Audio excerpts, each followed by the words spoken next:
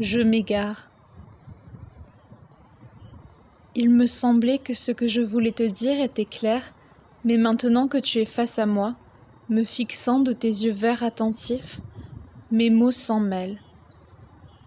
Pas seulement dans ma bouche, mais aussi dans ma tête. Je ne suis plus sûre du sens que je désire pour les mots que je cherche et qui ne viennent pas. Bon, on verra plus tard. Je mets fin à mon propre supplice et te lance un sourire qui se veut insouciant.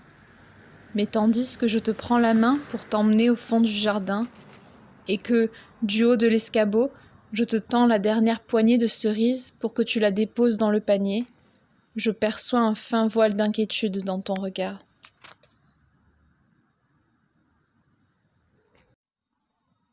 Le ciel est bleu et à 16 heures, nous allons nous asseoir sur la balancelle de la terrasse. Les glaçons fondent doucement dans nos verres déjà vidés. Tu as posé ta tête sur mes genoux et tes cheveux châtains s'enroulent sous mes doigts. Le temps semble s'arrêter lors de ces longues soirées de printemps. Tu tournes ton visage vers moi. Qu'est-ce que tu voulais dire tout à l'heure ? Ma bouche devient pâteuse. Je soupire. Rien qui ne vaille la peine d'en parler maintenant. Tu n'insistes pas. À 23 heures, la nuit est douce mais fraîche sur notre peau. Les deux guitaristes s'apprêtent à finir leur petit concert près de la fontaine, mais le public refuse de cesser d'applaudir. Tu sais, je voulais te dire que... La chanson de rappel noie le reste de mes paroles. Cette fois-ci, c'est toi qui m'entraînes. Ce n'est pas le moment de parler, profitons de la dernière chanson. Même si c'est moi qui te fais tournoyer, j'ai l'impression que c'est toi qui mènes la danse. Je suis comme étourdie par ta robe qui virevolte autour de toi, laissant entrevoir tes chevilles, tes genoux, tes jambes et tes yeux rieurs, plus verts que jamais.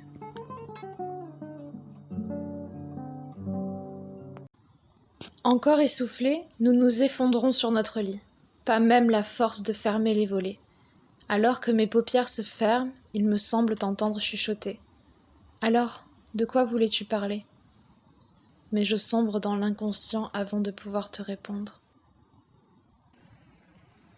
La lumière du jour vient nous frapper en plein visage dès 5 heures. Tu te lèves et ouvres la fenêtre. Aujourd'hui, il va encore faire beau, dis-tu. Je gémis et me contente de me retourner de l'autre côté. Il est trop tôt pour moi. Tu me regardes un moment, puis tu descends déjeuner. À 6 heures, je te rejoins.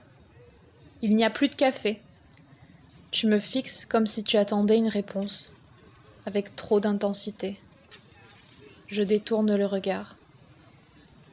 On peut boire du chocolat ? Tu ne sembles pas satisfaite de ma réponse.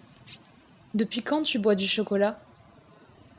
Je suis mal réveillée et ta question m'agace. Depuis qu'il n'y a plus de café.